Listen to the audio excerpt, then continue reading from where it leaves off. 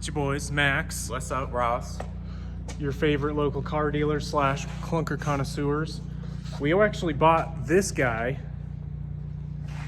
kind of a giant piece of crap, what, like 2 weeks ago?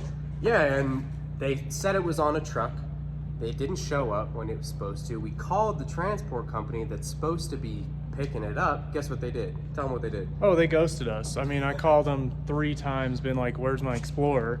And they were like, voicemail, texted them, nothing.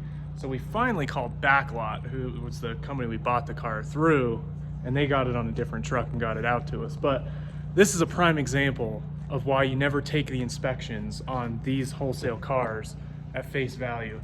It looks really, really nice. It actually runs pretty good, but there's a huge hole in the exhaust. In the muffler. Rusted into the muffler. That makes a hell of a racket going down the road, so we're gonna have to try and figure that out. Interior is actually super clean and in really good shape. I spent way too much time cleaning this piece of shit, though.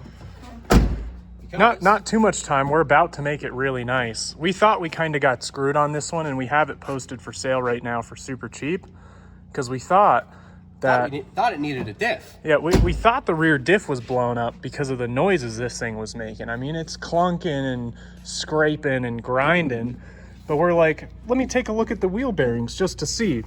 Look, give that a shake. That thing is about to fall off. And it's like, it's noticeable at a parking lot speed roll. How the inspector missed something that easy and that obvious is like, absolutely boggles my mind. Like, it's, Can't even believe it. You can't miss something like that. It sounds so bad going down the road, and it sounds like the rear diff is about to fall out of this thing, but luckily it's not the rear diff. It's just the wheel bearing that's completely toast. So now we get to do that. Press in wheel bearing. And then, yeah, it's pressing, so that sucks. And then over on this side,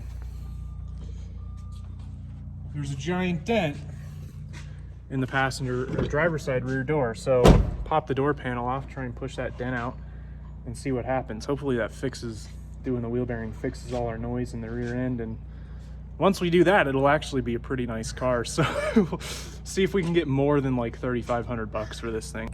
So I got the wheel off.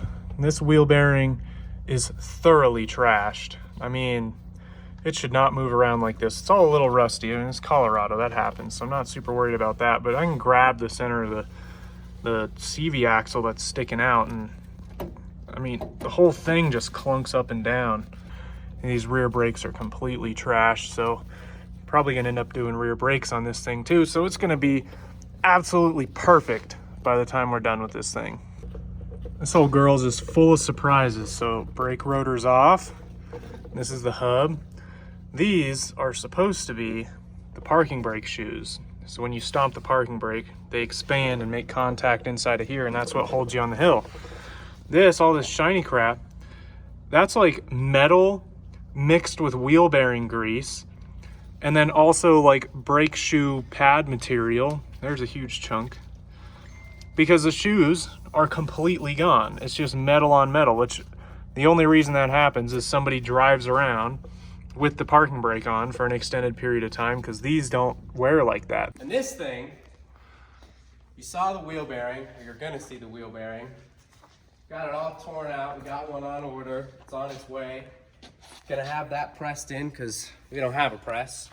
Yep, we don't have a press because we're peasants and we normally don't try to take on projects like this, but we've got the mysterious case of the missing balls inside the bearing, and then you flip it over.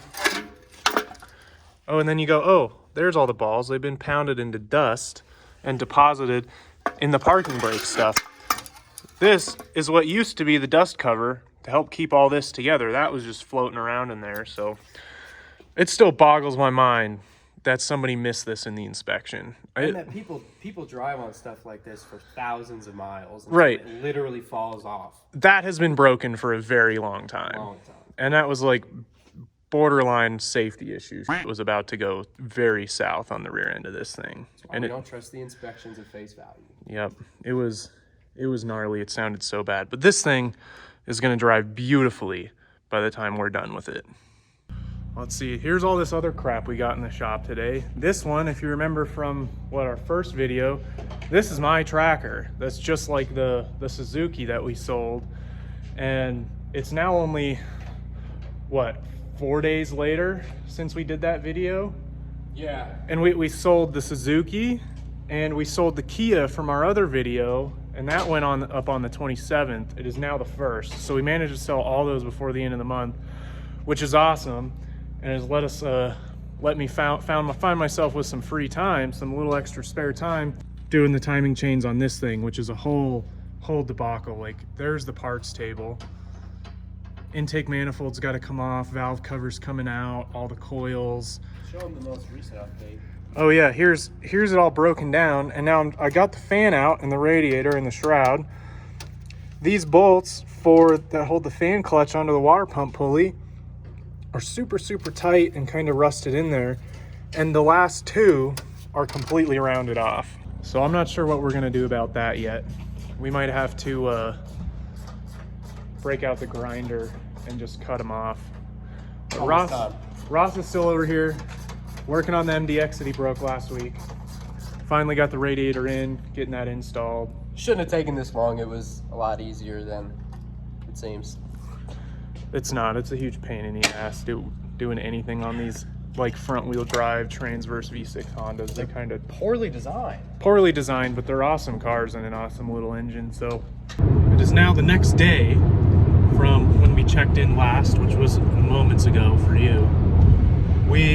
Last night we bought, what was it, an 05 Trailblazer, 4-wheel drive, 190 something thousand miles. Looks pretty beat down, but it was only $1,000. So Cheap.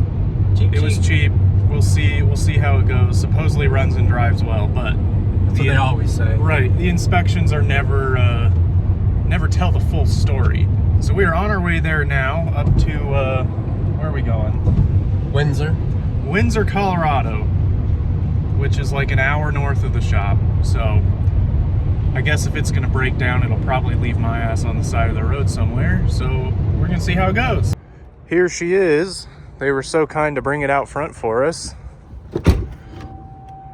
It's actually in pretty good shape, and it sounds like it runs okay. Not too bad. Well, what do you think, Ross? I think it's big time profits. I certainly hope so. We've still got an hour drive home. So we'll see if she makes it. I think it'll make it. It runs pretty good. I'm in the Trailblazer, or Trailblazer as we like to call them. Ross is behind us in his Jetta. And so far so good. We just jumped on the highway. Ross said it doesn't smoke or anything weird out of the back, which is a good sign. It's not overheating. It's got good oil pressure. There's an ABS light on the dash, which we knew. They did catch that in the inspection, but overall, seems like a pretty good car. Drives straight, drives awesome, and hopefully we got it so cheap, we'll be able to sell it cheap and quick. Do a little quick flip, make some fast money on this one, and move on to the next one. So we bought this one sight unseen too. Paid $1,000 for it, which I thought was a screaming deal, which it turned out it was. And then after the buy fees and emissions, we're in it for a square $1,200. So because it's cheap, It's hard not to make money at $1,200. yeah, it's hard not to make money at $1,200, and then we're in it so cheap. I mean, we'll list it at 35, make a crispy, what's that, 23, and I bet you it'll be gone by the end of the week. Oh, I guarantee it'll be gone by the end of the week. Someone's gonna have it. It's I know. nice. It's super nice. It's nicer than my truck. Here she is, freshly washed up, a few little scrapies. Custom plastic dip on the wheels. Yup. It's got a nice dent in the back door, but we haven't even touched the interior on this thing yet. I mean, they definitely already cleaned it for us. So that's going in the trash. That's the first thing to go on every car we've ever gotten. He'll see me when I get in one of our new cars that we're driving back to the shop. I'll be swerving all over the road. He's driving behind me because I'm ripping the steering wheel cover off. But tires are great.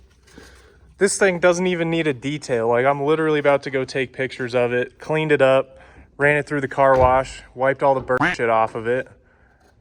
And man, this thing is awesome. We should keep this one as the shop truck. It was so cheap. I wish we could. Check out this sticker that came on it for free. Stay back 100 meters or you will be shot. Or die. Or die, right? I guess that's good insight as to who the previous owner of this thing was. Not somebody that was very nice. But we'll scrape that off so you don't have to deal with that if you buy this thing. About to go up on the website, 3,500 big ones. Come get it. This thing's even a steal at 35. Check out what else we still got going on in the shop. The MDX, still not done. It's like, what, a week later?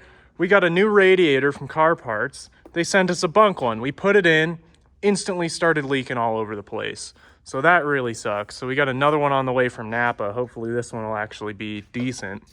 Still working on the timing chains on this thing. It was on the verge of death, but we should be good. Got new timing chains on the way. That one's not for sale though. Would have been if the damage was any worse.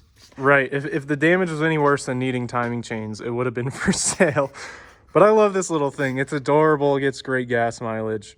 And I made a giant mess on the floor, so Ross is stoked about that. But, you know, he I'm not didn't. cleaning it, so.